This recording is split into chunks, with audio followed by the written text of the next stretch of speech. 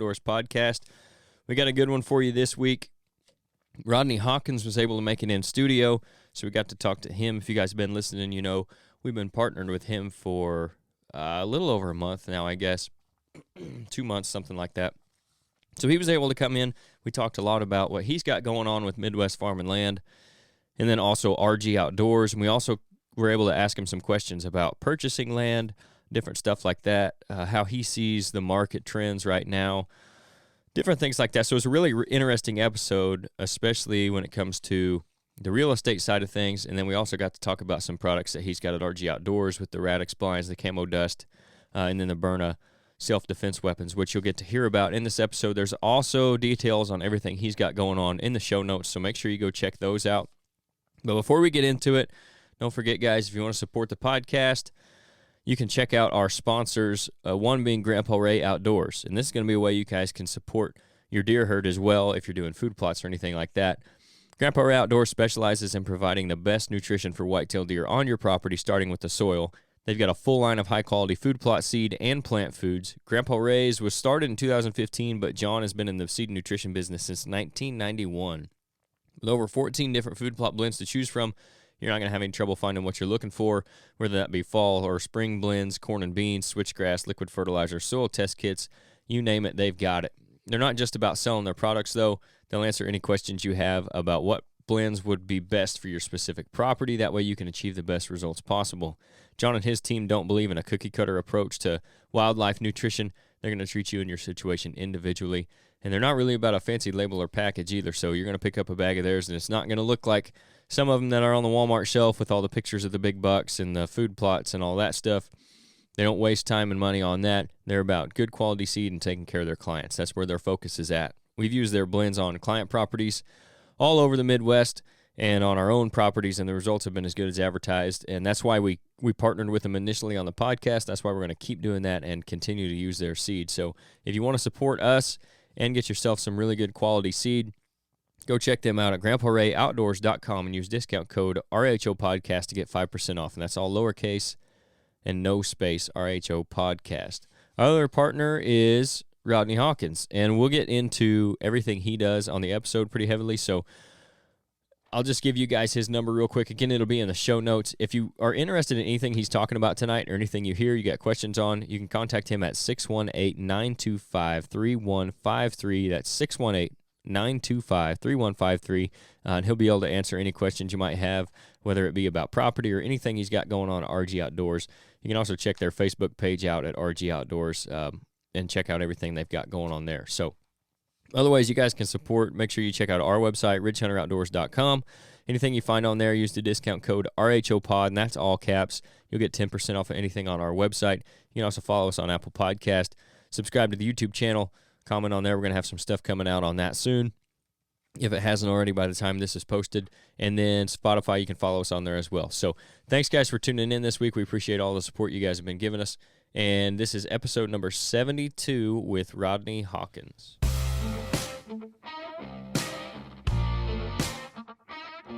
This is the Ridge Hunter Outdoors podcast.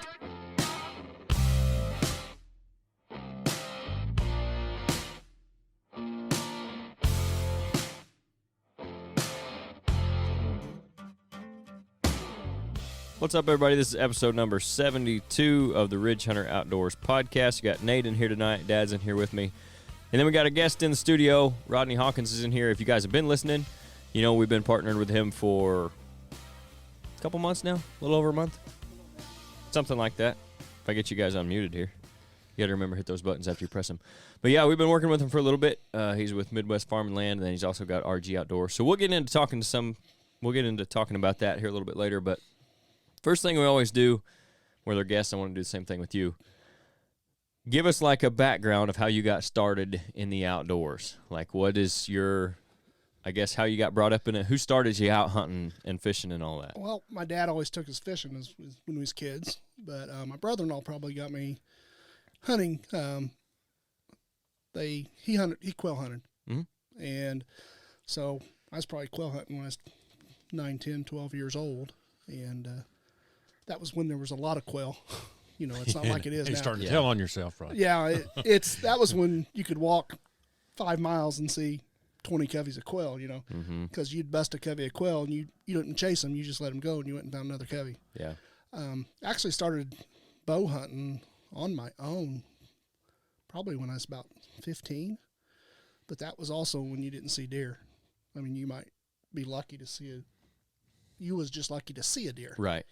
Because that would have been in, I don't know, mid-70s. Yeah. Or now, late 80s. I don't know. Early 80s, something like that, because I graduated in 81. So yeah. And I've just deer hunted ever since.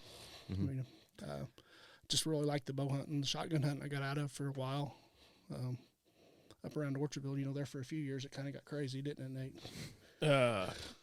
We're still in that. Still crazy in Well, places. We're still in that. I won't mention any names, but, you know, there was a few of them that was just kind of dangerous to be around there for a while. And Still are. still are. Back in those early days, you was in a hot spot if you saw a track. Yeah, you're right. Really up there. You're right, because there wasn't. I mean, I remember taking Dad's truck and going out and building a deer stand on somebody's property. They didn't know whose it was because it wasn't no big deal at that time. And I sat up there and froze to death for 6 days and never seen nothing. And I thought, man, you know, so I kind of backed off for a few years, and then the deer population started going up and started seeing a lot more. So Yeah, for sure. And got back into it and hunted ever since. So what'd you get? Who got you started in bow hunting? You just decided that was something you wanted to do? Rodney Hawkins, a friend of mine, had a bow, and he said, you need to get a bow. So we got a bow. Mm-hmm. And he had a bow, and we just started target shooting. Do you remember what it was? My first one, I think, was just a cheap old Hoyt, I believe. Yeah. Yeah. And so They don't make those anymore. No, They don't make Hoyt, cheap. but not cheap. Yeah, no, there's no cheap bows anymore. Last Last one I bought was wow. I thought, holy cow, you know. But so we just target practiced, just loved that part of it, and then finally just started hunting. And always fished. I mean, our dads always took us fishing, you know. So Right. Don't really enjoy that as much anymore as I did. I don't do it as much. Yeah. But I'm just in a perfect position now with what I do. You know, they want us to hunt. Right. You know, that's a big part of what we do is outdoors. Yeah. So they want us to hunt. They want us to be able to film it if we have the opportunity, you know. So it's nice to have a job where you kind of get paid for hunting. For sure. So what'd you do in between, like, what you're doing now and then, like, I guess when you're in high school, when you started bow hunting, like, what led you up to where you're at now with? Midwest Farmland. Yeah. I went to Wabash Valley College after I got out of high school. Got a degree in telecommunications. And worked on the road for 9 or 10 years. Got tired of that. Come home. Actually went to work for David and Carol White farming. Yeah. For several years, just because I didn't want to be on the road anymore. Yeah. And if you know the Whites, you know they was always tremendous people to work for. And then hauled propane for several years. Then in 2004, I bought a water business and delivered 5-gallon bottles of water. Then started my own processing plant. Bought out a water treatment business. Sold all that in 2018. Got my real estate license in 2016, 15, something like that. And worked for a while there in Florida. Made a couple changes. Went back and after I sold my business, I went to work for a fiber optic company for a couple years, back to my roots, I guess. And then I'd already changed to Midwest Farmland before that. And then last year about this time, Brandon approached me. I went back full-time with Midwest Farmland.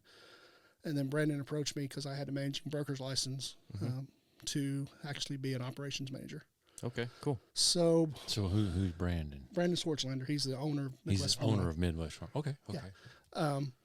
So basically what I do with Midwest Farmland, I still get I get to do the buy and sell process with clients. Right. But I also see every piece of paperwork that comes through the office for our agents, or the majority of the paperwork, the important stuff, the contracts, the listing contracts, the amendments, stuff like that. So I have to approve all that stuff before certain aspects happen in the real estate law.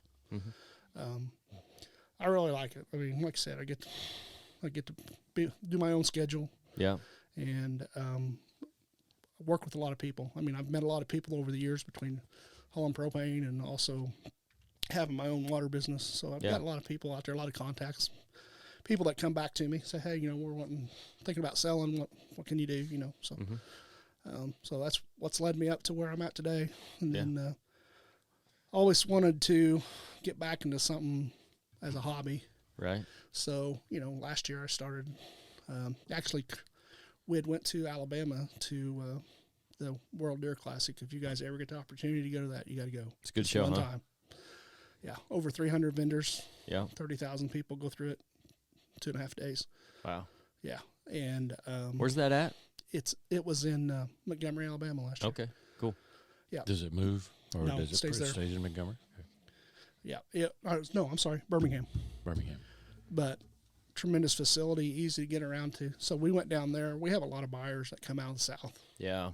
Louisiana, Mississippi, Georgia, Alabama. Mm-hmm. So we went down there just to see what we could conjure up, and ran across Clifford Martin with Radix blinds because I'd always wanted a soft-sided blind, Yeah. and had been looking at them, and I didn't like anything I seen. Well, immediately when I seen his, I liked him.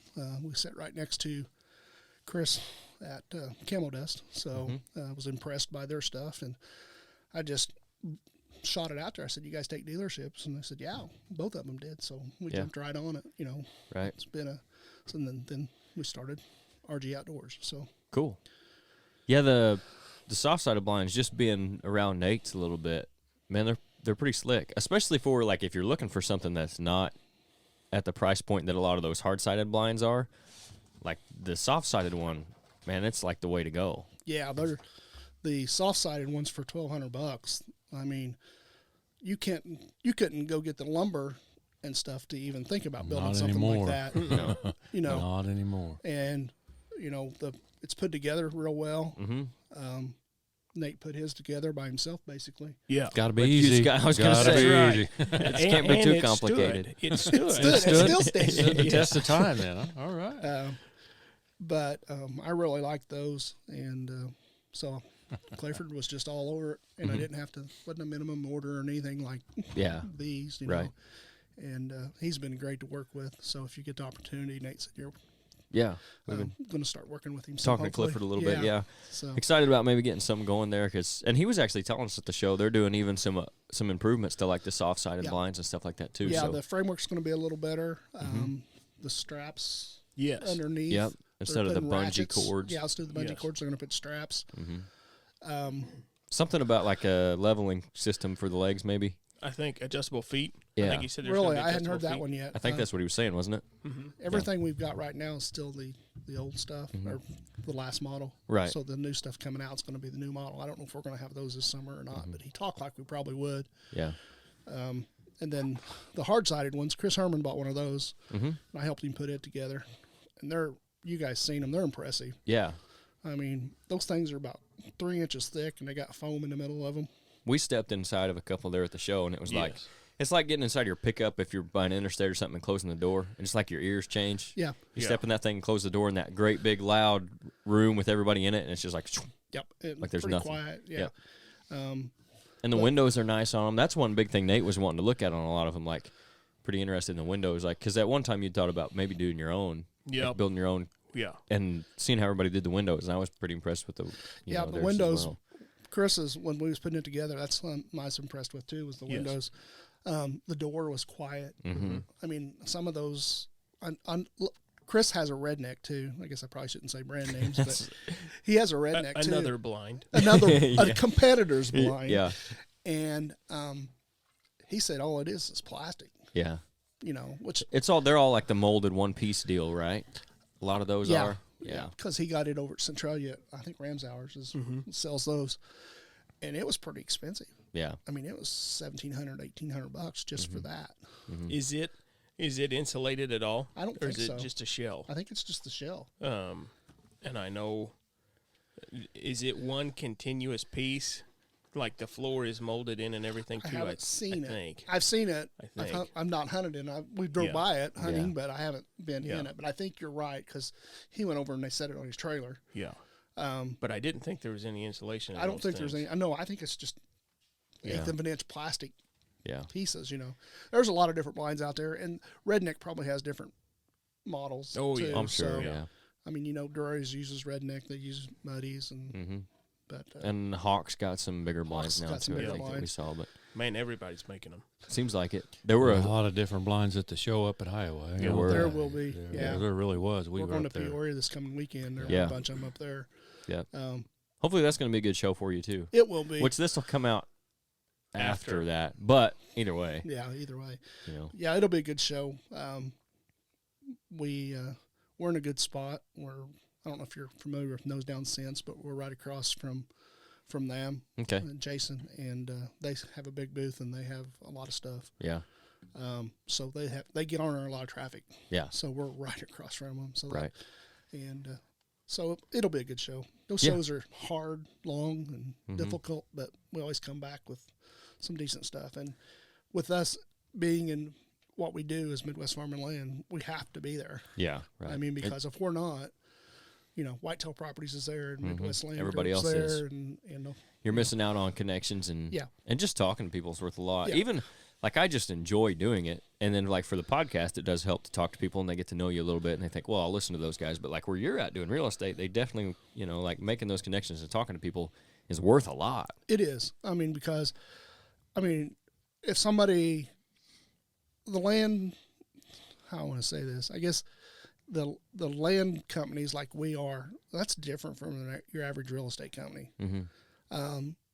Because just a few real estate companies here in Wayne County, I'm not going to say names, so Kansas. point at me if I did. Wayne County, Kansas. Wayne County, Kansas, or even Clay County, or just your average real estate company. Yeah, they might have a land listing or get a land listing, but what they don't do is put it out nationwide like we do. Right. I mean, we spend a ton of money a month, and if I told you the amount of money a month that we spent, because it's four figures, Right. to advertise. So basically, if you were listing ground with me, it goes out on our MLS, which immediately puts it on ZillowRealtor.com, but then goes on our website, and then it goes out to like 85 different avenues. The big ones being lands.com, Lands of America, Yep. Land Hub. I'd say at one point we thought about 80% of our land sales come from those places. Is that right? Yeah, because that's where people that are looking If look you all go, the time. like if I was looking for ground in Kentucky, which I do just every now and then, just on the Kentucky-West Virginia border, yeah, you pop up land for sale in Kentucky, you get that Zillow, that land.com, and that's the first places you see that are listed. Yeah, if you're looking for So- Lands of America is where to go, Yep, because then yeah. and you can put your filters in to where you Right. know, Yeah, you how can many filter acres you down want. the acres, your price, Yeah. geography, whatever filters you want Counties. to put on there, counties, yeah. or certain like southeastern Illinois, you can do that. Right. Central Illinois, you can do that. Right now, the land market's pretty tight. There's not a lot out there for sale. Recreational ground is still selling well. Tillable ground is almost impossible to get right now. Yeah. A lot of tillable. If it's tillable, it's a lot of it's being sold private sale. Yeah. To farmer. Right. The thing about it right now is we see a lot of people putting their, the average recreational ground right now that doesn't flood, and that's not been logged down to Nothing. the size of your arm. Yeah. Is you're anywhere from 32 to 4,500 an acre, depending on what it is. Yep. So now what we're seeing is Joe's had this piece of ground for 60 years, and his dad had it for 60 years before that. Well, now he decides to sell it, and he sees, well, I'm going to get $6,000 an acre out of it. We're seeing some of that now. Yeah. So that stuff stays on the market. It doesn't move. But Right. if you get a good quality piece of ground that's listed right, priced right, it might not make the day once Yeah. it goes on the market. So you mentioned earlier you went down south because your clients are Alabama, Georgia, someone, and I see that here in the shop. Yeah. We see a lot of guys come in they get their deer processed. They're from out of state, and it seems like a lot of Georgia, Alabama. Why is it, do you think, what do we draw from Georgia and Alabama? Why, you know what I'm saying? I don't Yeah. understand. I understand that they have a lot of deer, maybe not very big, but if you concentrated our out-of-staters, it's Chicagoland and Georgia. Yeah, I mean, it is. really. You're exactly right. And the Chicagoland is, COVID was good for real estate, especially from the metro areas, because they wanted away from the population of people. So we started getting a lot of buyers coming down here buying anything they could buy. Yeah. The down south hunters, you said it. It's because we have big bucks. Yeah. We're really, like, if you think about it, maybe Ohio, but, like, Illinois is the closest thing to Iowa. Yeah. Like, Iowa's another 6-7 hours or whatever, depending on where you want to go. 5 hours to the closest, so. And same way with Kansas, Yeah. you know. It's even farther. Yeah. Yeah. Story, we was in Alabama, and we didn't take any deer heads with us because it was just, they're too fragile Yeah. to travel that far. And we kept having people come up to us. We put a sign on our booth that says, "We sell land in Illinois." And I don't know how many times I heard, "You guys got big bucks up there." You think this is just in their mind, or maybe in reality, this is the closest big buck stop for those folks, rather than going the other 6 hours to Iowa, or another 5 hours to Kansas. Or I think we're also easy for them to get the permits too. Yeah. We're not a draw state either. Correct. Yeah. You know, I mean, they can. That's a big thing.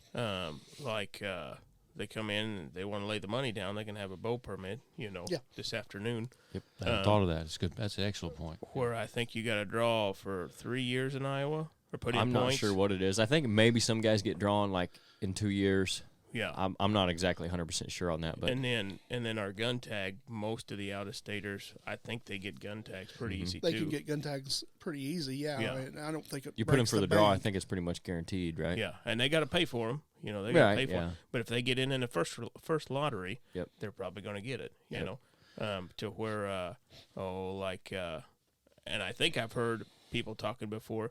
They put in for Iowa. They want to go to Iowa, but then they don't get it. So they're like, Illinois is a consolation Yep. prize. I know I can go there. Yep. Yeah. And I think that's how we get a lot of them. You're Okay. right. That makes sense. You're right. And But we got the deer too. we have the deer.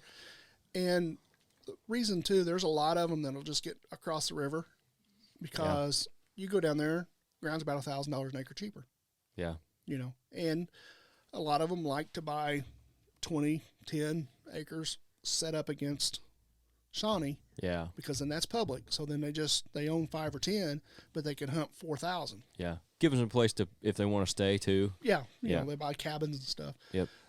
While we was down there, like I said, we had a lot of people coming up and said, "You got big deer." Well, they had a big buck contest down there, you know, the mounts, Yeah. like every show does. The biggest buck shot with a muzzleloader was a 172. No kidding. Yeah.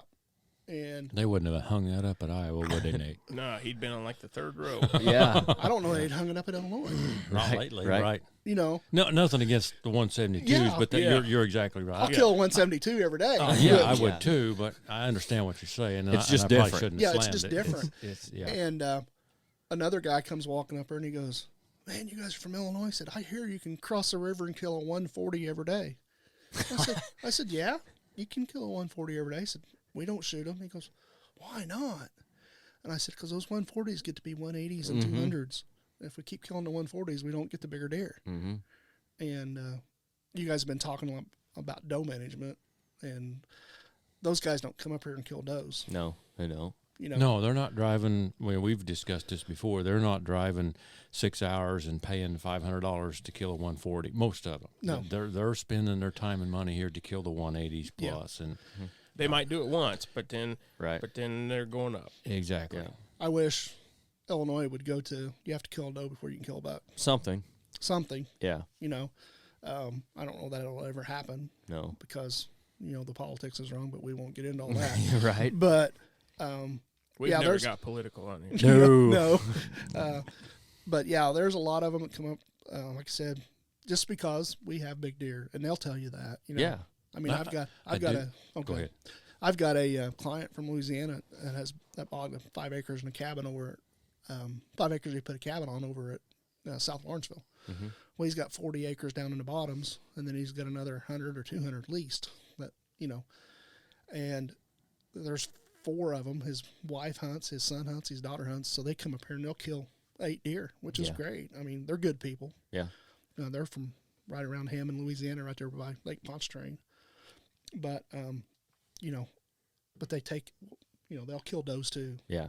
That's what I like about those. Yep. But For some sure. of them, and you probably see it in here. How many does are killed from people from down south? You know, the guys that own property, that management has come full circle. Yeah. Years ago, you know, there would be people make fun of you for killing a doe. And then you got into, you know, we got to save the does. We're only going to kill bucks. And then we started killing big bucks. And now we want to kill giant bucks. And then people are starting to realize we have grown up mentally on the management side of it to where, you know, it's okay to kill a doe. That's part of your management of your property. So the guys that own property here, not necessarily lease. Now, some of them, it's the farmer that's leasing them the ground is saying you're going to kill X amount of deer. Yeah, and those guys do. But mostly what I see is the guys that own property, they understand management. Mm-hmm. They understand what they're here for, and to get what they're here for, yeah, you have to manage the herd, not just the bucks, the herd. And so in the last, between 5 and 10 years, probably we see guys understanding herd management, not just buck management. So that's coming around. It really is. Now, I see, and this is just because what you see on the road, like the northern people, they'll come down here and they'll kill the does. Mm-hmm. But they're paying the same amount of price for it Yes. because they're still in Illinois. You can be in Chicago and pay $25 a tag just like you can down here in Kansas.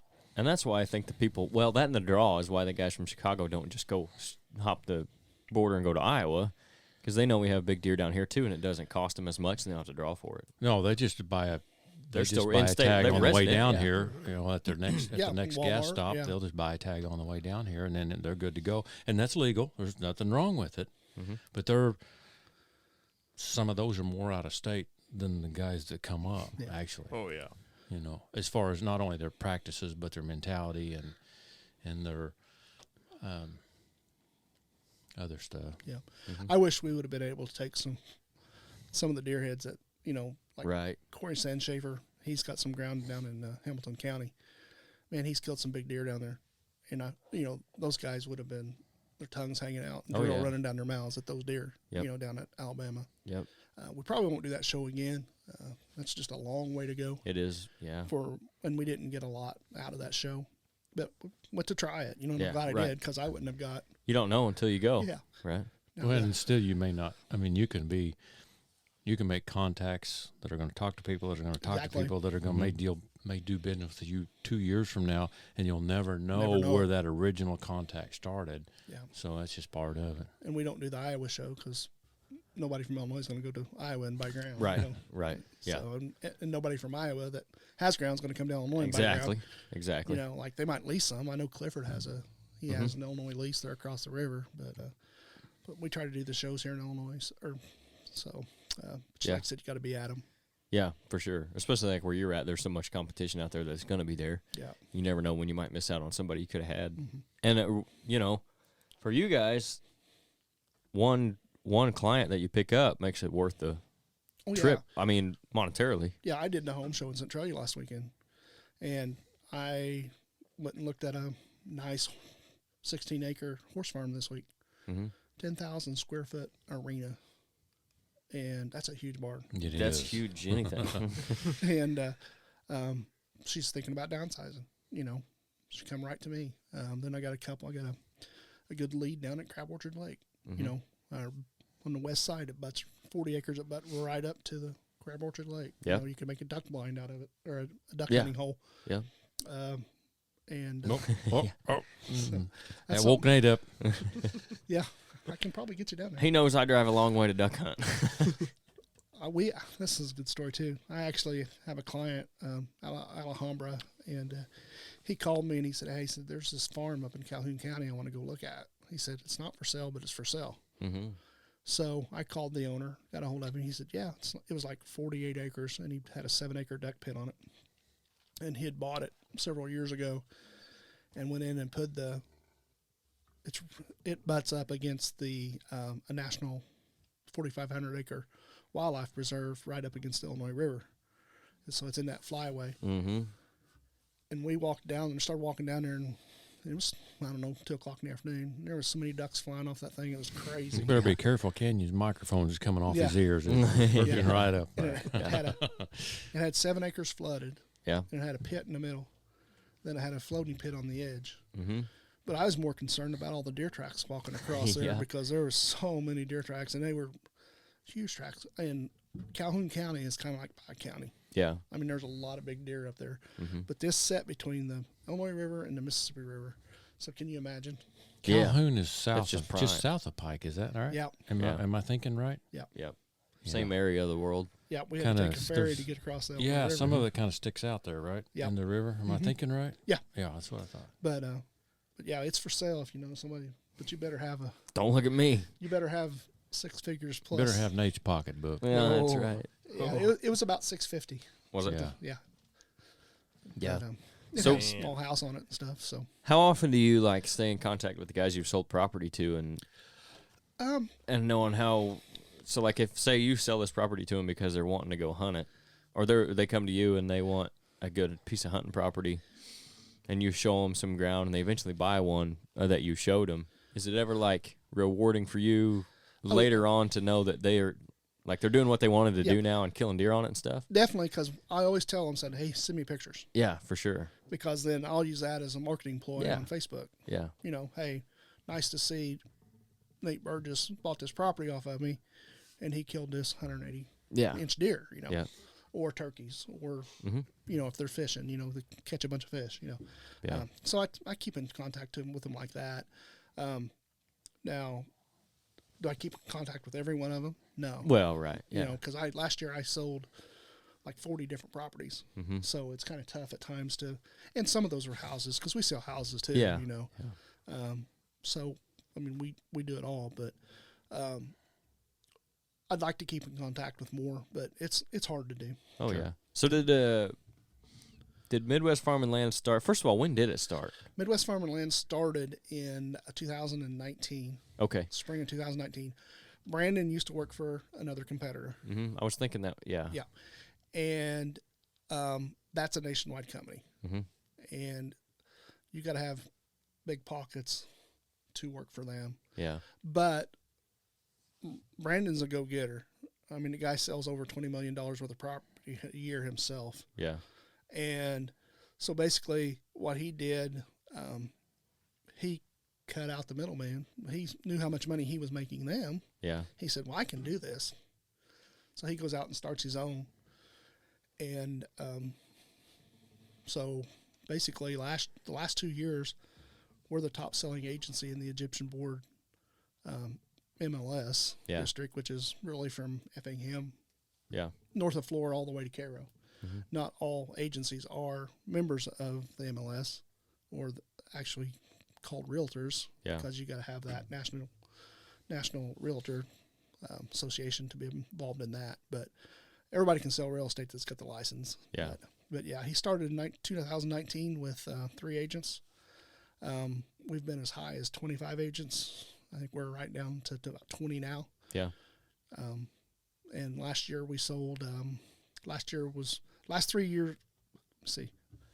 Last year was almost 80 million. Year before last was 85 million. The year before that was over 100 million. Mhm. The 100 million year was because everything was selling. Yeah. You know, and now the market. Was that COVID? COVID? Yeah, you're talking. So 22. Yeah, COVID year. Yeah. Yeah.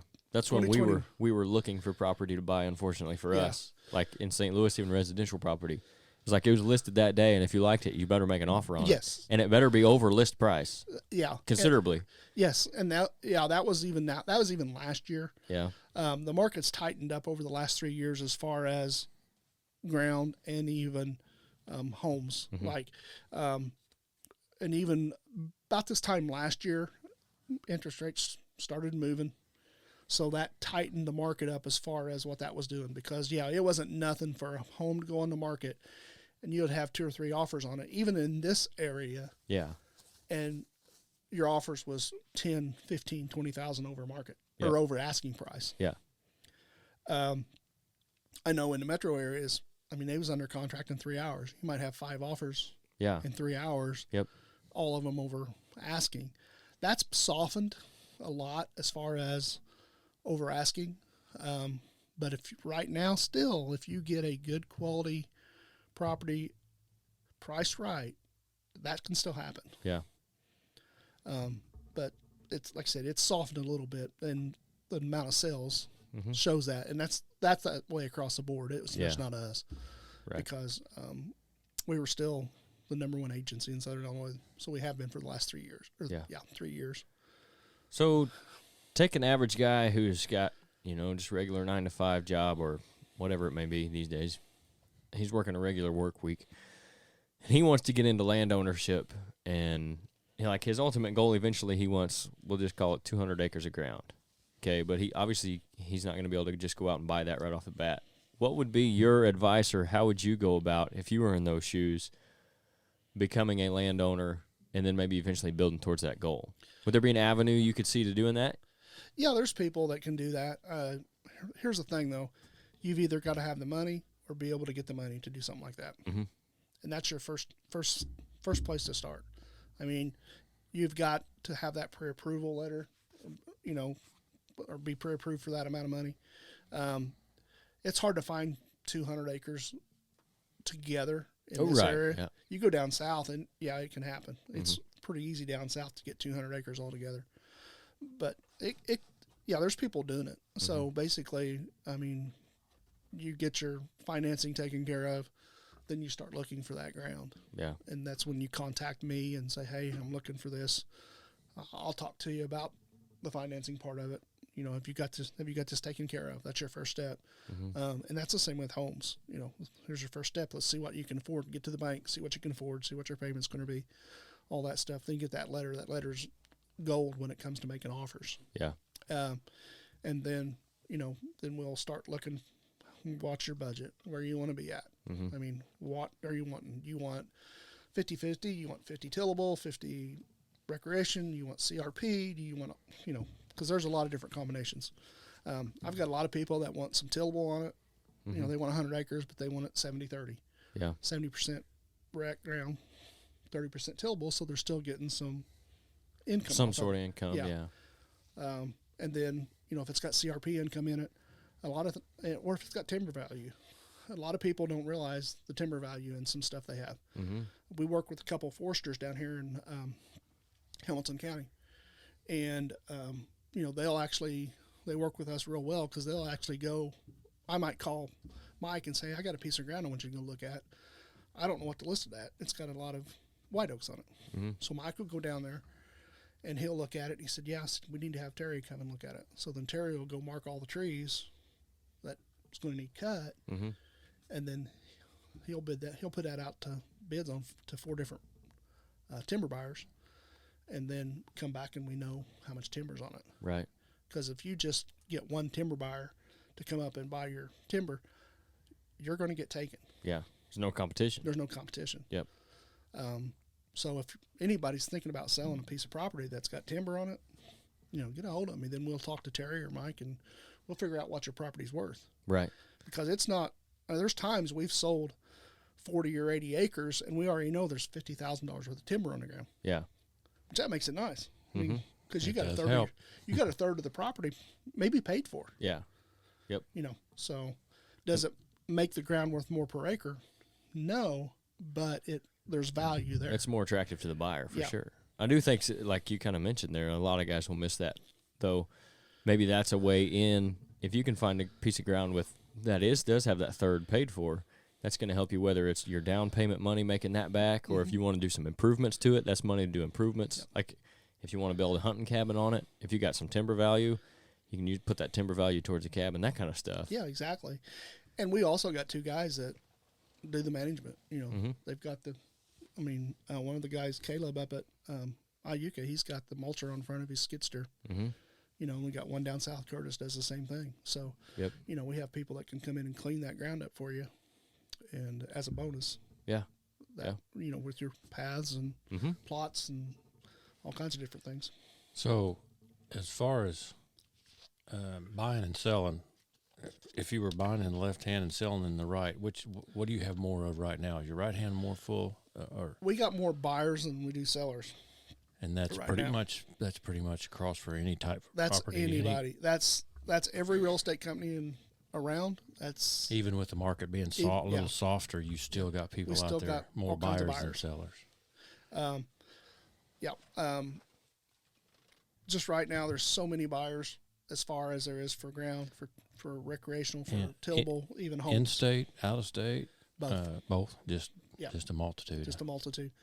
I have 3 buyers right now as far as tillable ground. They all went up to 1,000 acres. And 3 of them's cash. Yeah. When you take 1,000 acres of tillable ground right now, that's a lot of money. Yeah, no kidding. There's a lot of cash out there. Yeah. Don't let people fool you, because there's a lot of cash out there. Even with the interest rates where they're at, the Fed's raised 0.25% yesterday. Mm-hmm. Was it 5% now? That benchmark, I think it was put it up to like 4.75 or almost 5 on the benchmark. Yeah. Well, the local stuff's been coming down the last couple of weeks. You can get on a house, you can get an FHA loan right now for I think 6.25. A lot of people don't realize this. You will, but like in 2018, you know what interest rates was? Yeah, 6%. 6%. What was interest rates in '80s, Scott? Yeah, double digits, easy. 18%. Yeah. But what happened is when it got so low, that's all. A lot of the younger people, that's all they know. Yeah, was looking for homes. They never seen 6%. They've never seen double digits, let alone over 15. Yeah, exactly. So, but there's a lot more buyers out there right now than there is sellers, even with a softer market. Yeah, with the softer market, as far as there's just not that many homes, not many sellers right now. Well, on recreational property, the same way. You have more guys looking for recreational property than you have.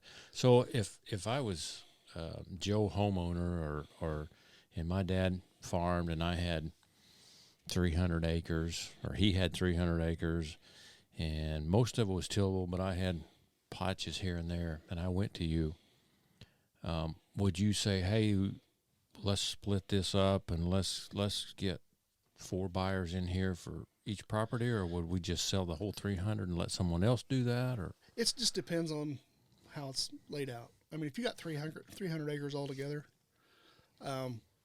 that's going to take a buyer with some money. Either way, either if it's recreational ground or if it's tillable ground.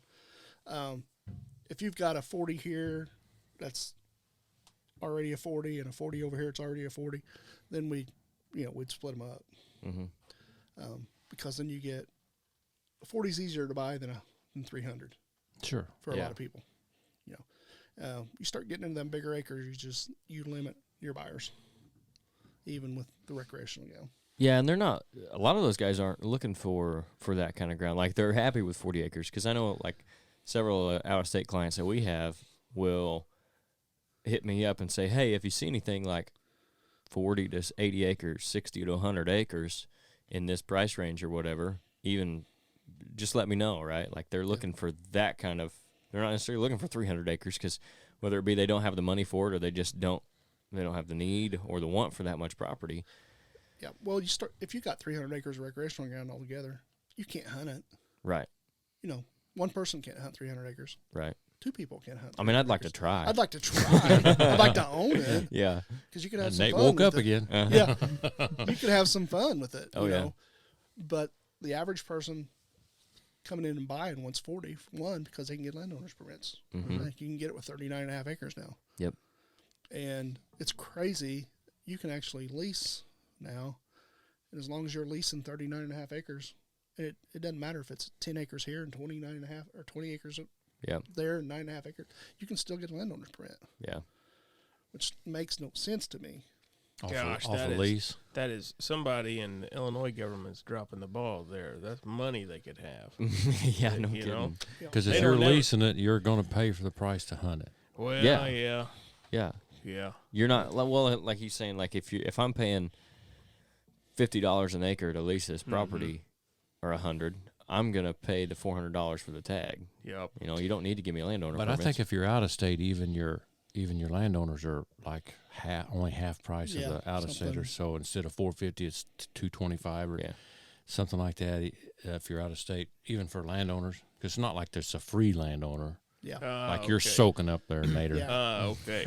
I'm thinking, man, that is somebody's sleeping on the job in Illinois. There's a politics. discount for There's a lot. There's a discount for out of states, but it's not a free landowner. Even if you okay. own 40 acres and you're out of state, it's not free. Yeah. We're still gonna get your money. You're Yeah. still out. Oh, they're going to get their money. Don't but be disappointed in your state there. a lot of people didn't realize you could lease ground and get landowners. I did in not Illinois. realize that. Yeah. We double checked that last year, and There's some states you can't.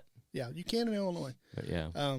Because Caleb actually has 3 or 4 game wardens that he knows, and he checked.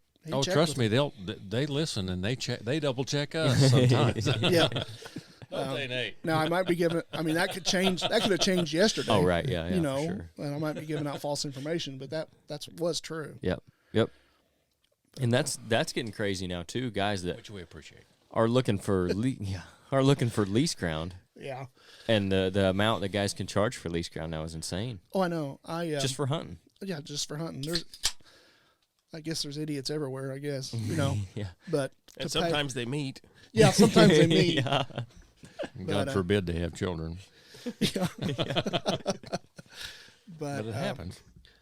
I mean, we have a couple of our guys has the Southern Illinois Lands and Leases site on Facebook. You know, that's their page, Yeah. and you get on there and see. There's always somebody 4 or 5 posts a day wanting Yeah. ground to lease. I have guys hit me up for that all the time too, looking for, hey, if you see some lease ground, or I could use some more ground to lease, especially the guys I work for. You know, if you see anything for lease in this area, let me know. And, well, for example, I knew a guy who he sold it now, but he had like 160 acres that he had kicked around the idea of leasing. And he wanted me to find out, you know, like what it'd be worth and the interest in it and all that. So I just kind of put it out there. Hey, this guy is potentially interested in doing this lease. Would anybody be interested in a full outright lease for the year, doing it by month? And I bet 15 people messaged me in the first 24 hours. Yeah. And they were willing to pay whatever he wanted, pretty much. At that show in Centralia last weekend, there was a lady from Albany come up to the booth and said she wanted to know if we lease ground. And I said, no. I said, I don't. I said, a couple of the other guys do. I said, are you wanting us to handle the lease? She goes, yeah, I'm wanting somebody to handle the lease. She had 120 acres. About 80 of it was rec ground. The rest of it was tillable. Perfect for leasing. So I didn't even know what leases was. So I talked to Brandon, and he said, yeah. I said, probably about $30 an acre. Yeah. So I'm trying to get back with her to let her know that. And if we could get it done, Yeah. I mean, I'd have at least in a day, I'm sure. Oh, for sure. Yeah, I think half a day. I think I seen somebody wanting Richland County just yesterday or today on that site. You know, Facebook's great for a lot of things, especially in the hunting world. It is. And I think that has so much of what we do in the management stuff and the deer getting bigger and more guys being out there hunting has drove up the price of the recreational land and the leases as well. Yeah. Yeah, because like I said, 30 years ago, you didn't have everybody coming to Wayne County and Clay County and They weren't Jefferson buying County. ground if it wasn't tillable for that kind of money. No. I mean, in 1982, I could have bought a farm by your mom and dad's for $350 an acre. yeah. It was 200 and some acres. Mm-hmm. I didn't buy it. I'd be sitting on $10,000 an acre because it's half-mile rows, 3/4 mile rows. Yep. And it's all tillable. Yep. But that kind of money back then was that's too It's much. outrageous. Yeah, I had a chance to buy 40 for $300 an acre back in the 90s, but it was timber. Mm-hmm. It wasn't worth $300 an acre. No. You know? Now you're probably Now I'm going, 3,500 or Yeah, 4. Yeah, you But, dummy. 20, 30, 40 years from now, we'll be having the same conversation. Yeah. We will. People's ask me, says, what's this land market going to do? Who knows? That's it. Right now, who knows? Tillable prices are all over the place. Mm-hmm. I mean, you might sell a 40 here for $6,000 an acre, and the 40 down here, half mile, brings $10,000 an acre because this neighbor and this neighbor wanted it. Yeah. And there's no rhyme or reason right now. Yep. I mean, who would have thought in Wayne County we're pushing $10,000 an acre for ground? Yep. I mean, the Seidel farm down here was ridiculously high, you know. Yep. And so, you know, we're reaching what black dirt was Yeah. 10 years ago. Oh yeah, right. You know, Good now dirt. black dirt's 18 to 20. Mm-hmm. You know, that don't make sense. But where's it going to go? I don't know. I mean, people ask me that all the time. What's this land market going to do? I don't know. They don't make any more of it. Yeah, You're it's right. going to go up and down, up. Yeah. Yeah. I mean, like it's- over the it's- long run. It's like the stock market. It goes up Yep. and down, Yep. but up. I don't think you'll ever see $2,000 an acre rec ground again. I don't think you'll see $5,000 and $6,000 farm ground again. Not around here. No. Now, if it's flood ground, yeah, you can get the rec ground for that. Right. But some people like the flood ground to hunt on because of the big bucks down there. But Mm-hmm. man, if you buy 40 acres on the Little Wabash River and it floods during deer season, Yeah, and you got what'd you 7 do? days to hunt. You got 7 days to hunt. Right. Yeah. what'd you just do? I mean, Exactly. and if you're you're coming wanting from to out of buy, state, yeah, if you're wanting to buy ground to put food plots on and all that, you put all that money into a food plot in August, and then it comes a big flood in September. Yeah. Just out of luck. but some guys like it. Yeah. I couldn't. I don't know that I could buy anything like that. I don't think I could put the money into that chance. No, You know. But like you said, there's some guys that are into that, and there's like certain properties if they're in the right area. If it's duck hunting, that's a different story That's a different too. story. Yep. Now, if you got a 40 like that and 10 of it's up on the hill, Mm-hmm. might be a good thing to have. Yeah. You know where the deer are going to be. You know where the deer can be. Yeah. Yeah. Yeah. If they're going to be there, that's where they're going to be. You might have to boat your way in and out. Well. I know guys that do that. Mm-hmm. Yeah, I've heard of that. Yep. I've heard of someone in this room doing that before, I believe. Ooh, I mean it was an incredible amount of work. You didn't But- shoot him out of the boat, did you? No, Attaboy. we never shot anything because like we had a rule. It was going to have to be really big before we even thought about it. Yeah. And then my cousin, he flies. He's got a helicopter, and I'd already made up my mind. I say, Woody, how much money do you want to tie a cinder block on a really long rope and lower it down to me? We're going to tie him on there, and you just drop him at my house. Right. Yeah. Like, Right. how much money? Yep. I remember somebody years ago, just east of George Smith's, that stripped down his underwear and crossed the levee. You remember that? No. I'd have to say one name, and you'd say, "Oh my gosh, hard nose." Oh, gosh. He was chasing a big deer. Uh, It was about 20 degrees outside. That ain't worth it for me. No. No, uh, no, but it's been fun. I mean, it's a lot of fun to do. Yeah. And I talk to a lot of people, see a lot of people. Mm-hmm. Again, very rewarding. The real estate market is, or the real estate job is. Yeah. And like I said, I get to hunt. Yeah. That's So- worth a lot too. Yeah. And So, with your RG Outdoors, we talked about it every week. You mentioned it a little bit with the Redix blinds, the blind chairs, and all that, and then the camo dust, which I'm really interested to try. I appreciate you bringing some of that in. Yeah, thank you, man. What's this sitting right here in front of you got now? This Explain that is- to us for those who can't see it. it is called Byrna self-defense launchers. Okay. And what they are is this one looks like a 9 Mm-hmm. 9mm gun. Balanced good. They're basically, if you could compare them to an airsoft gun, Mm-hmm. Yep. because you put a CO tube in it.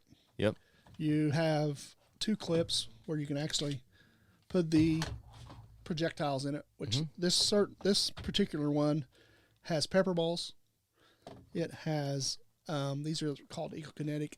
These actually will bust on you, and it has a white soluble powder. Mm-hmm. But what it does, if somebody's running, assaults your wife at the gas station, she pulls this out, shoots him. It's got this certain ball in it. It hits him. Well, then they pick him up later. They can take a black light, Yeah. and because it leaves a tracer on it. These are just a hard plastic bullet. These are going to hurt. Yeah. That's what we want, isn't it? Yeah. it's a plastic marble. Now, these pepper balls, I mean, they're going to put somebody out Yeah. for 15 minutes or so, because you hit them close enough, they're going to get that in their eyes and nose. They're going to be snotting and coughing. It's like a pepper spray projectile. It is. Okay. Long range pepper spray. Yeah, Yeah. these shoot. Long range pepper. These things are crazy because they will shoot 300 feet per second, and they go up to about 60 feet. Yep. So for those Accurately. Yeah. Yeah. For those listening, it looks like you said, an airsoft gun. This one particular one is red. If you've ever seen like the blue training guns, Mm-hmm. kind of similar to that, but obviously functional. And it's essentially a non-lethal self-defense weapon, It's a non-lethal self-defense weapon. You do an not- alternative to carrying a Yeah, firearm. you don't have to have concealed carry. These don't have to be registered. You don't have to have a FOID for these. So Nate and I was talking about them on the way up here. Your wife, whoever's wife that doesn't have a concealed carry card, doesn't want to have a gun. Right. These are the perfect things for them because they can keep them in their purse. Yep. Most women's purses are big enough for these. I bet everyone I know. Yeah. Or you can put them in their glove box in their car. Right. Yep. You know, at least they have a mechanism to get to. You know, so that is very good because again, they don't have. It they gives don't- them something to gives them somewhat level some the type- playing field. yes. Yeah. It's also got that Picatinny on there. You could put a light. You could put a laser, a combo. Yep.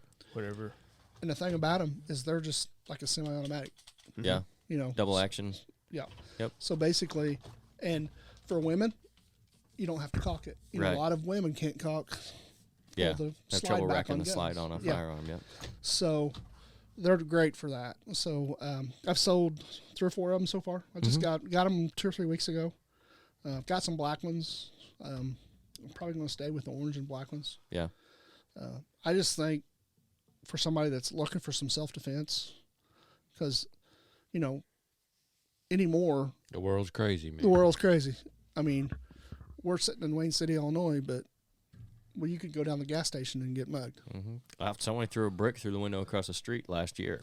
You know, Wow. Yeah. robbed the place for $100 or something like that. Yeah. So it's not like it was when we was running around Wayne City, was it, Scott? No, no, it's different. You know, where we was doing things we probably shouldn't have been doing. Only you guys. Yeah. Yeah. Uh-huh. Yep. But So what's like that setup right there? What's that run you? with tax, these are about 407. Okay. So they don't break the bank. And that's with That's with projectiles, That's with the 2 CO tubes, 3 sets of different projectiles, 2 magazines. and 2 magazines, Okay, cool. In a very nice case. and a very nice case. Yeah. Yep. Again, like I said, the big thing is you don't have to have the concealed carry. You don't have to have So- the void. They don't have to be registered. And you don't have to deal with killing somebody. No, you're not going to kill somebody. Because that's a thing, like even with concealed carry, even if you're in the right, even if someone breaks into your house at night and you shoot them in the head 3 times in the chest or whatever and kill them, You don't that know. is still going to be a major pain when it comes to legal fees, court costs, Cleaning up the the headache. floor. I mean, really. Yeah, and we're in a time right now where what's right today might not be right tomorrow. Exactly. You might go to jail for it. Yeah, I mean, So if you're even someone who's deterred from carrying a firearm from that aspect, that would be a good alternative. Even if you're a guy who doesn't mind shooting firearms and Yeah. you're just not looking for that.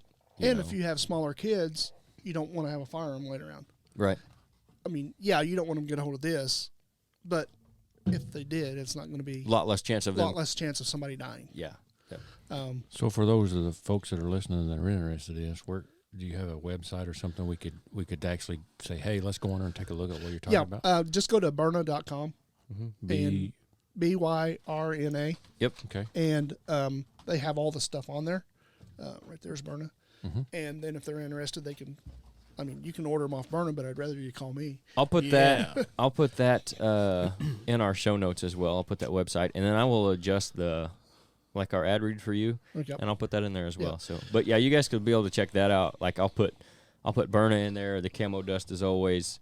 I'll even for this one, I'll put a Radix Blinds link in it, and then I'll put your Midwest Yeah. Farm and Land link as well. They'll all be in the show notes. And if they go to your Facebook page, RG Outdoors, you got all that on there? I haven't got these on there yet. I just Okay. haven't launched them yet. I was Yes. kind of Okay. thinking when he texted me the other day and said, "Hey, we want to come do the podcast," I thought this would be a good time to launch them. Yeah. Sure. I took it to the show over there, and I actually sold one at the show. Cool. Had a friend buy one, and he hunts all the time. Yeah. But he said he doesn't have a concealed carry. He said, "I don't want a gun in my truck. I don't want to be responsible for that gun getting stolen." Yep. So he bought one. He's probably going to buy one for his wife's vehicle. Yeah. They do a lot of traveling back and forth Sure. to Kentucky. So, I think it's a great alternative. It is a great It alternative. appears like it's a great alternative. If you're interested in that, check that out. yeah, they're I'm pretty serious cool. about that. I should have them on my Facebook page tomorrow. Like I said, I just kind of been waiting. I think. So it should be when this comes out. It should be. Yeah, out. It'll be out yeah, there. because this will come out a week from Monday. Okay, so they'll be on tomorrow. So Okay, there you that's go. the 24th, I guess. Yep, tomorrow will be the 24th of March. Yeah. Now the camo dust, that stuff, to me, is amazing. Yeah. I've hunted more last fall than I ever hunted in my life. It's an all-natural scent blocker. It's good for elk, coyotes, deer, and Hogs. bears. Fox and bear. And bear. Is it good for Jeff? It might be. But because he gets blowed every time he's in the woods with around an old doe. I was just asking. well, I sat Asking down. for a friend. Yeah, Yeah. I sat down at Alabama. Like I said, I sat down in Alabama and watched these guys for 2.5 days sell the crap out of that. And I showed it to you, I think. Yes, you it's did. It's a powdered Actually, bag. Yes, I've seen you had an open can. Yeah, actually, I should have yeah, grabbed that out of the absolutely. truck. But it's in a bag. So what you do is when you get out of your truck, you shake that thing above your head, then you walk into it, you turn around, beat the crap out of your boots. Yeah. What it does is it stays with you. The sprays, once you spray them and they dry, they're done. Right. You don't have any scent elimination after that. That's why people get busted. They don't realize that. You take that to the tree with you. Let's say it's a 70-degree day, you just go in short sleeves. You sweat a little bit. You get to the bottom of the tree, you do it again. Yeah. Last fall, I never got busted one time, and I hunted a bunch. Yeah. And I attribute it to that. I also bought a set of hex gear. And if you don't have a set of hex gear, I think you got to have some. If you're familiar with hex gear. Yeah, a little bit. Kaylee's uncle swears by it. Oh, I had deer look right at me, and they can't tell what you are. Yeah. Because your body puts off an electromagnetic field, Mm-hmm. and that hides that electromagnetic field. That'd be good for duck hunting too, because they actually see that way as well. Waterfowl do. They see in the electromagnetic fields. Get on YouTube and watch the hex videos, or get on Pursuit Channel and watch their shows. I mean, they're actually killing turkeys sitting right out 20 feet off the wood line, out wide and open. Turkeys are walking right up to them. Yeah. But with the camo dust, like I said, I beat myself to death with it. Yeah. And, you go in, we're like everybody else, or I'm like everybody else. We have stands set up for different winds. But what happens? Inevitably, you're going to get in there and the wind's going to change. Yep. Or something's going to come in where it shouldn't have. Yeah. And I've had deer come in upwind, downwind, walk across my track and don't even stop. Is it that? I'm pretty sure it is. Right. So I think it's not hurting anything. It's anyway. not hurting anything. Obviously, yeah. Obviously, it's not hurting. Yeah, it's not hurting. Well, we've got the ultimate test, because when we say Jeff gets busted about every time, it's like 90% of the time that guy's in a tree. If there's a deer around, If there's a doe, yeah, not necessarily a deer. If there's an old doe around, she's going to pick him out. so we got the Bust his ultimate ass test for it. Does he need a case of this stuff? Yeah, probably. I guarantee does. you, he will let you know if this works. 'Cause he will have the opportunity. Not on the podcast. Yeah. Word hunters will spend $15 for any gimmick around. Yep. Many times. Many times. Yes. Every time. So I think it sells for $20, not 15. I think I had a show for 15, but Yeah. like I said, I bought 2 or 3 cases of the stuff, and I've just been giving it away with lines and different things, trying to get it out there so people can understand what it is. A lot of people know what it is. Yeah. So if I was going to spend $20 on this, or when I spend $20 on this, how many hunts do you think a guy could get out of this? Depends on how you use it. On average, if On I'm just an average, average Joe hunter 12 to out 15 here. hunts. Okay. So for $1 a hunt, Yeah, buck give a or hunt. take. Yeah.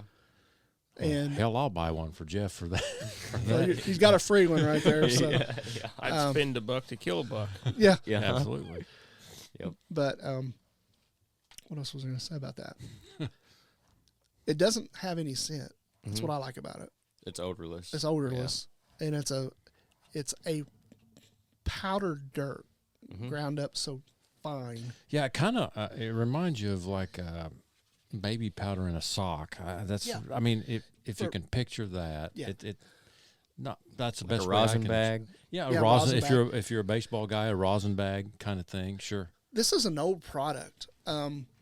Christopher Pardell, he's the owner of the company. His dad and grandpa, I believe, both had the company 20 years ago. Mm-hmm. And where they was getting the dirt for it, they couldn't get it no more. Well, then he got back to where he could get it, so he started it back up. And like I said, in Georgia, which I don't know if you guys have heard of Clifton Denny, but he's a YouTube guy, and he's got a podcast called a YouTube channel called On Your Own Outdoors, and he does all kinds of product reviews. So he is his biggest proponent of that stuff because he's in his booth all the time. You know who Blaine Anthony is? The Deer Whisperer or the Bear Whisperer? I don't think so. Blaine Anthony, he's on Pursuit Channel. Okay. Hunts a lot of bear, hunts a lot of deer. He swears by the stuff too. Okay. So, like I said, I never got busted, and every year before I'm like Jeff. I think I get busted every time I turn around. You're This right. is going to be on your Facebook page as well. It already RHO is, or it has Outdoors. been. Yeah. Yep. Any of this stuff you can just message me on Facebook or cell phone or whatever and Sure. get a hold of me. But like I said, I like it. I think it's proven. Yeah. It's proven to me anyway. So next fall I might get busted every time I go. Well. But for as many times as I hunted a lot this year, and not to get busted. Yeah. I had one. Had to be something you would think. Yeah, I had one deer had a nice 8-point come walking in, and it wasn't big enough to shoot, but he bedded down about 10 yards behind me, and the wind was blowing right at him. Yeah. This is 3:30 in the afternoon, and I'm thinking, crap, he's Yeah. going to smell me at some point here. Yep. He never did. Well, then another buck come walking in, walked over to him. This is about an hour later, and about that time, I'd seen a buck come out of the north field, and he was following the track of a doe that come through about an hour earlier, and that thing took him about 20 minutes to get to me, but he come out over here and come walking right up to me. So here I am trying to pull on that deer because he was a shooter, Mm-hmm. and these two are standing behind me, and they're both standing up looking at me. So they couldn't smell me. I guess they couldn't see me because of the hex gear. They never ran, even when I shot at that deer and shot over him, and then I cried. That's part of hunting. Yeah, Yeah. because it was that 175 deer. Yeah. Oh, You know, those two just stood there. Really. Both of them was, Mm-hmm. right down in my scent. So I don't know. Yeah. Yeah. We'll definitely, like I said, we got the ultimate test for you. So Absolutely. That is no joke. yep, we'll try it out. And then that stuff. So you've got the camo dust, now the Byrna self-defense weapons, and then the blinds as well. Yep, and Yep. the Radix blinds. I can get any of the Radix products.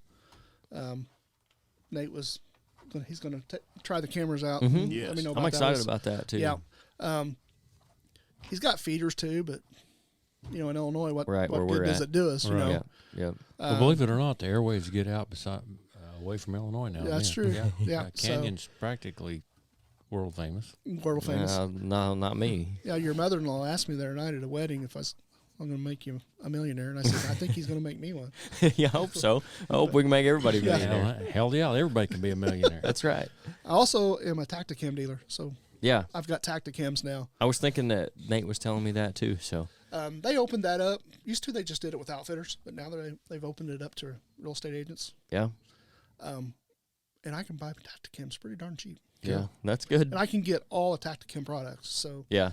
that's probably going to be more of a thing for me to just buy them cheap and give them as closing gifts or Help with your try real to sell them estate at stuff. shows Yeah. and stuff.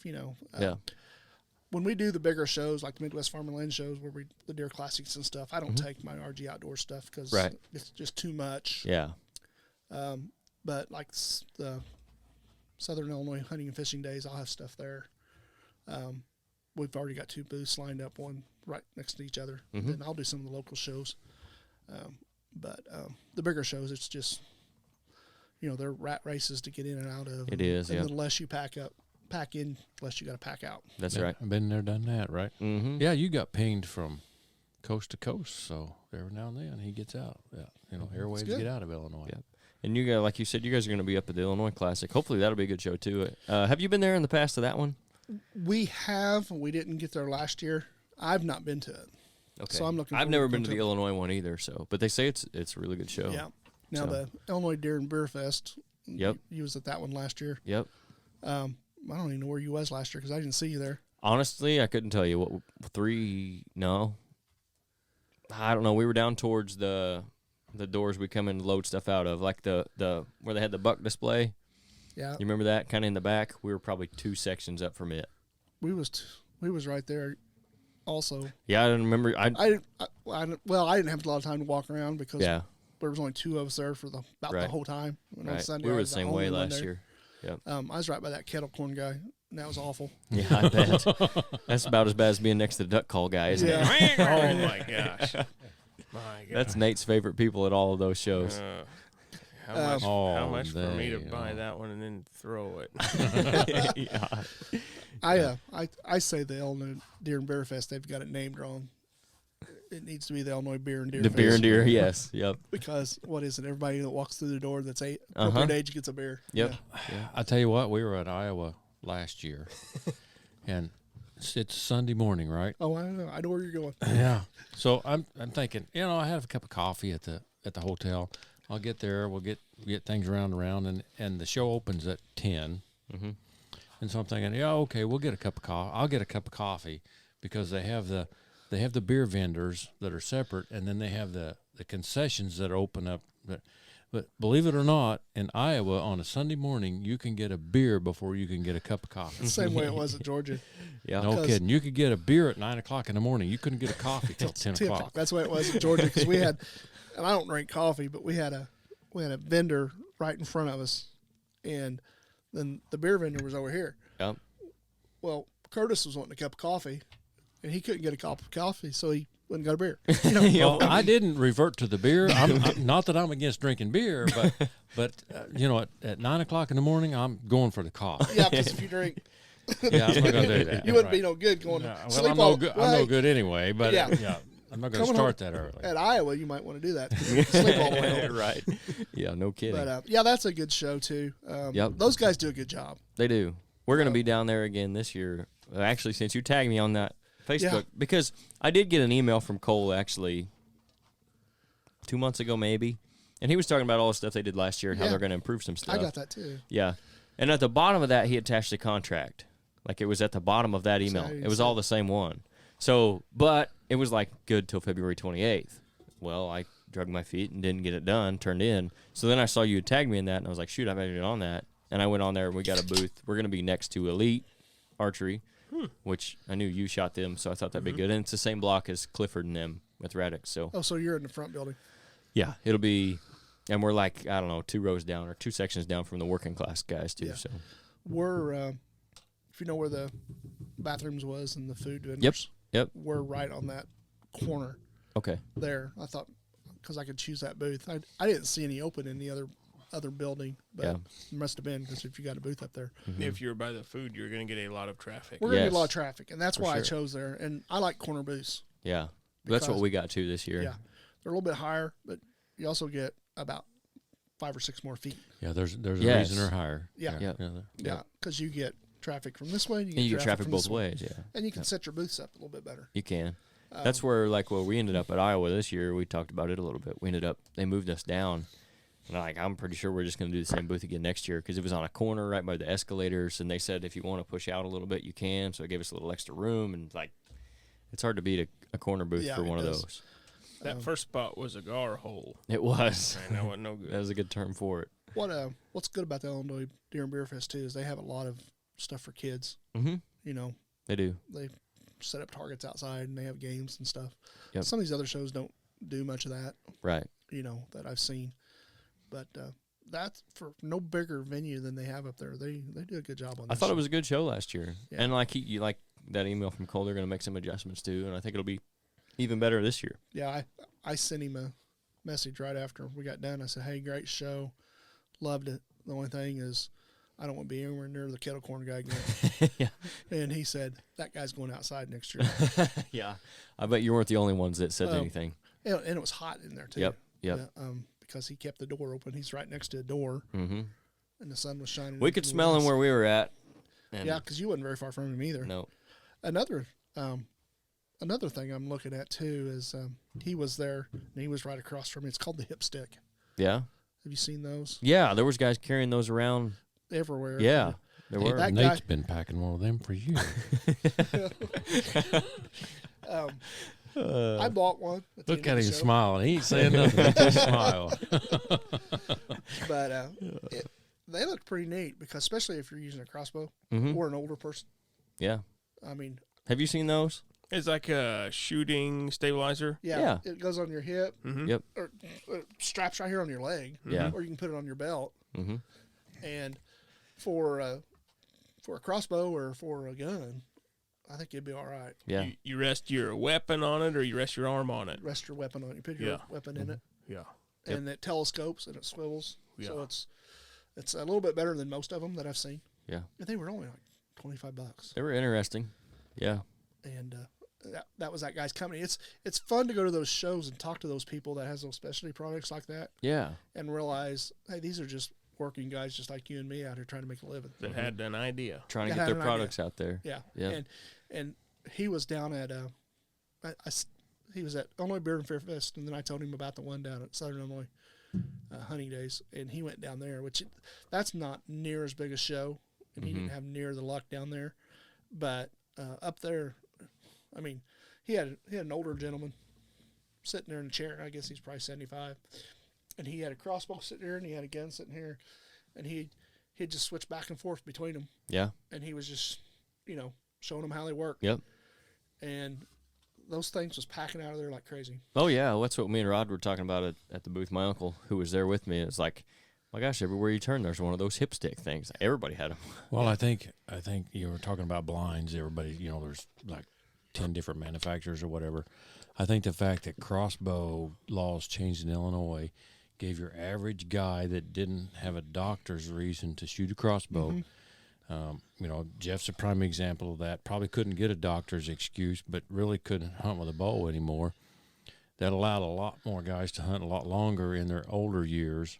And along with that comes, I'm not climbing anymore. I'm not going to climb a deer stand. I'm not going to put up a climber or a ladder stand. So here in comes the blind. So now your blind sales go up because those guys are still hunting. Yes. And the same way with your hip sticks. Okay, I'm not going to. I'm going to sit on a chair on the ground. Well, I need one of these things because I'm not going to get in a ladder stand and whatever. I think that's, unfortunately, the probably average age of hunting in Illinois keeps rising, whatever. But that's a product sales because of that, I believe. Because, I just know myself. I'm 59. I'm not near as steady as I used to be. Because now I've got to lay a gun across something. And we hunt with all ladder stands. We don't hunt with anything but ladder stands over the properties we hunt. And if I don't have that shooting rail out of that, I usually don't go hunt that stand. Yeah. Because most every stand's got a shooting rail on it, but I think we have one or two that don't. Because I just don't have that steadiness anymore. So I'm going to get my hip stick out a little bit and use it. You made a great point on these blinds. I had a lot of older people that on the blinds just wanted them at the 5 foot level. Yeah. Because one guy said, if I fall, I won't fall very far. There's a lot of truth. Hey, that's a valid point. If you're an elder person, that's absolutely a valid point. And those handles, like here's the 5 foot, and the handles go all the way up and down, so they can have their hands on those rails. They can have 3 points of contact all the way up. Yes. Yeah. And the thing about it, they can lay their weapon of choice up on the platform. Yeah. Because that platform's, big. Yep. Yeah.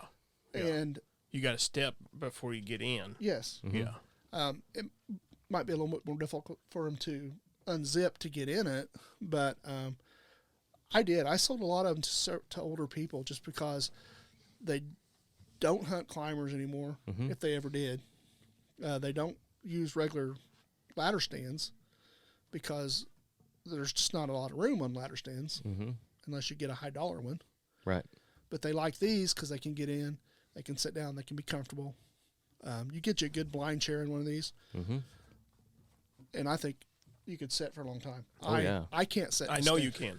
You know you can. Yeah. I can't sit in the sand but about a couple hours. Yeah. You know, I can push 3, but then my legs are going to sleep. Right. I get so cold. I've got to get some different cold gear this year.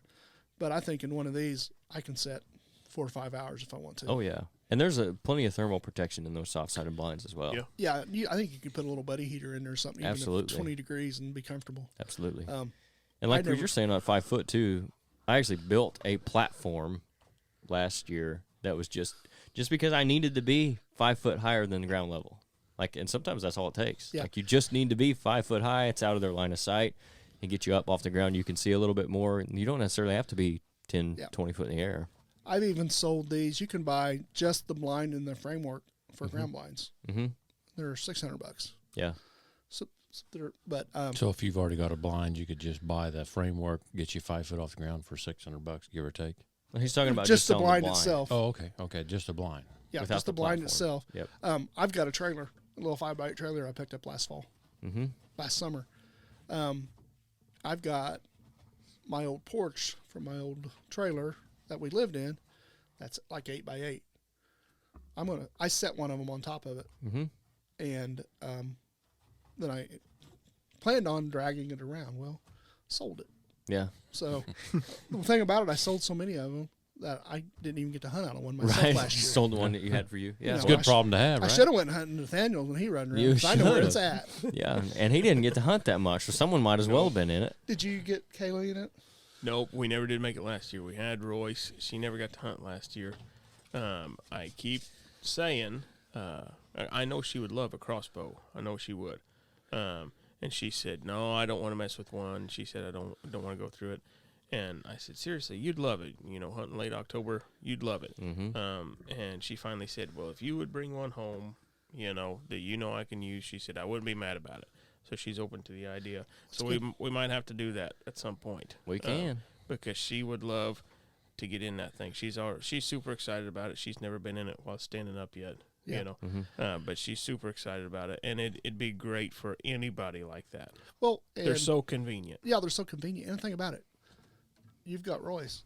Yep. In a couple of years, you can take him hunting with you. As long as we get his head strapped shut where he can't talk. Yep. That's not going to happen for 16 more years. Minimum, right? Minimum, yeah. But it is also good for kids because the smaller kids because the windows are high enough. You can keep them closed. Yep. And you can get your kids in there and get them hunting with you too. Yep. Get them started in it and gives you an opportunity to go too. So we keep going back to the blinds, which is good. Yeah. Yep.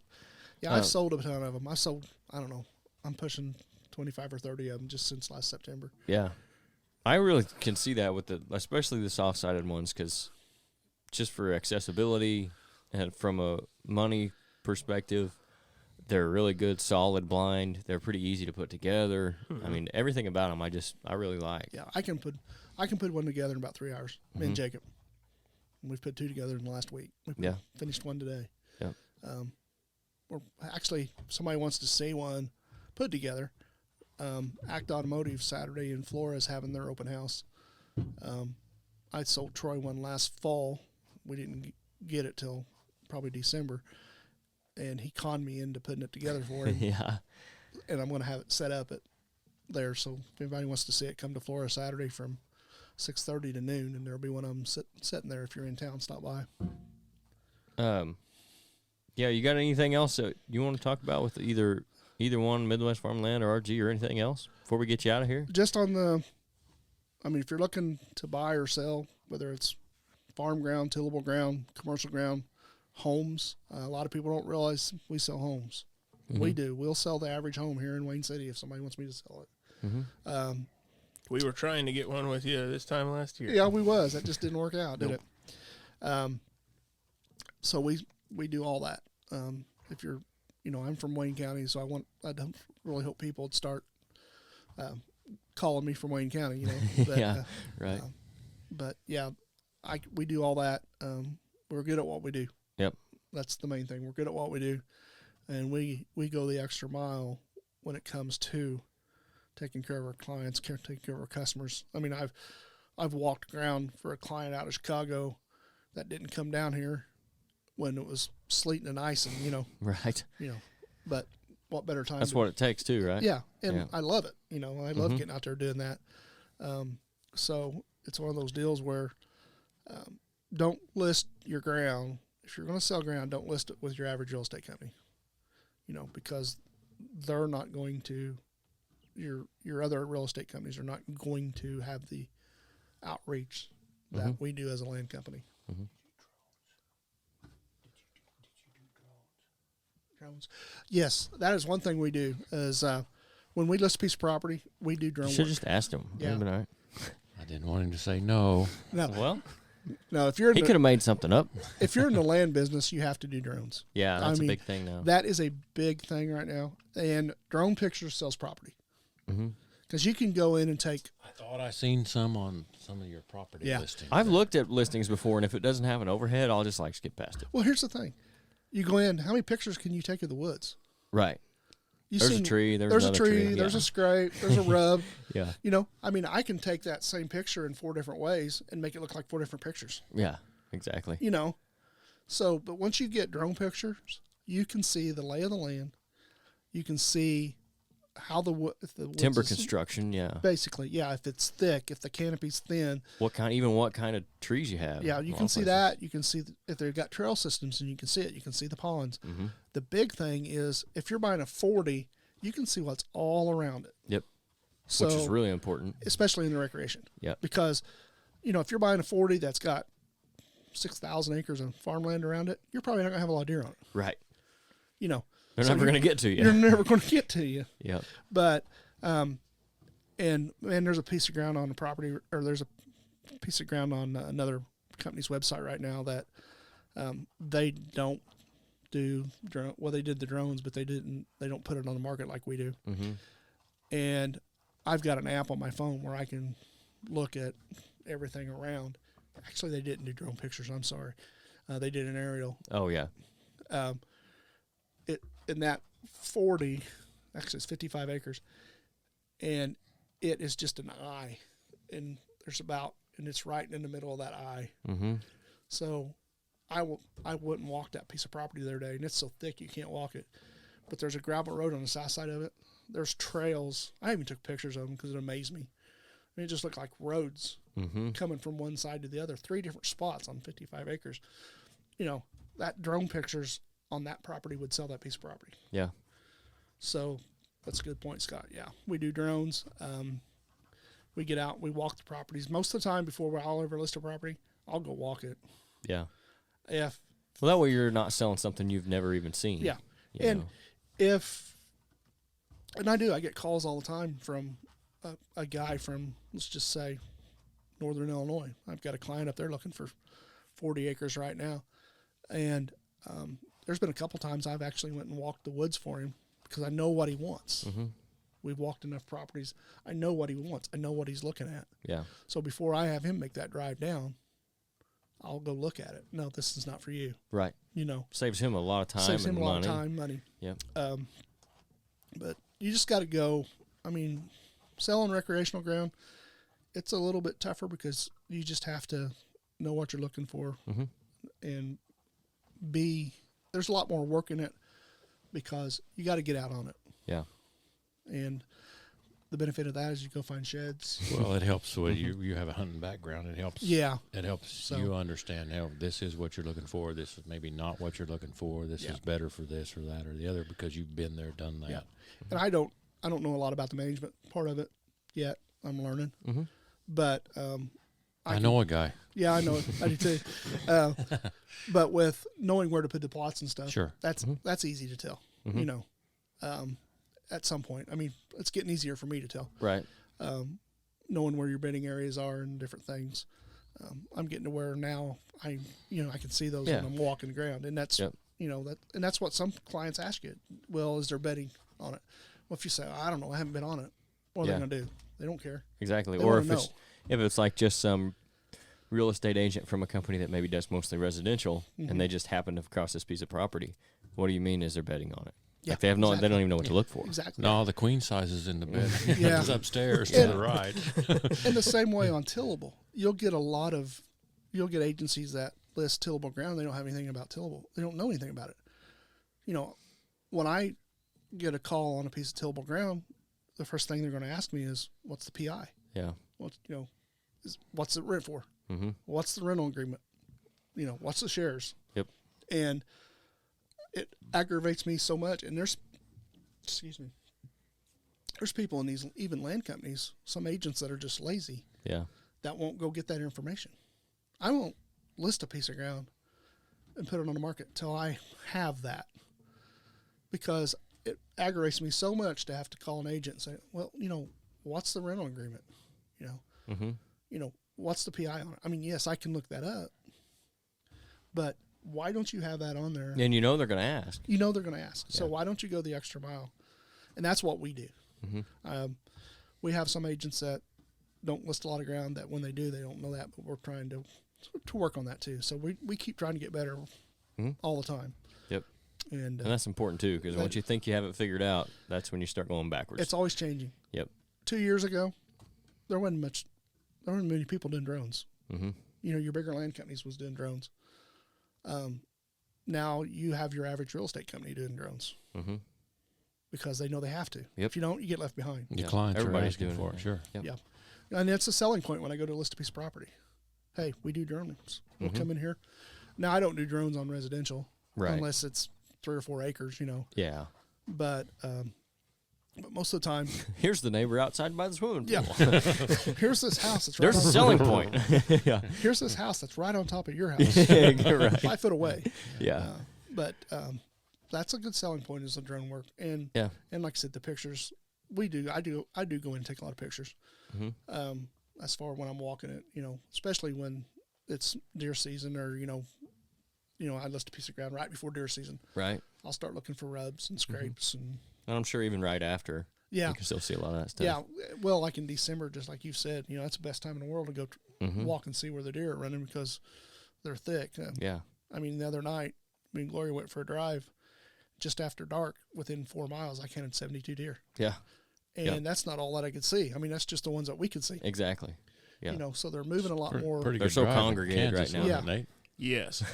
Yes. They're so well. They're all going to the same food sources because they're getting so low on available food, so they're all Yeah. packed up. But that's what better time, Mhm. to go look at a piece of property. Like I said, we're looking to list ground right now. I mean, we need ground to Mhm. list. So if anybody wants to list, I'd be happy to help you with that. Same way if you're wanting to list your house. I have somebody right now looking for a house in the Wayne City School District. So if you guys know of anybody that's got something for sale, or something that's for sale but it's not for sale, let me know. Mm-hmm. Because this guy's he's got to have one. Yeah. Well, I own a house in Wayne City School District, and everything's for sale Yeah, but where are you going at the after right that? price. You going to live with your mom and dad, or go Well, back I'll to, find or back something. to Carlin and He is Find not. something. Maybe No. his For maybe 12 his mother-in-law and father-in-law. Yeah. For $1,200, he can have a 10-foot tall house.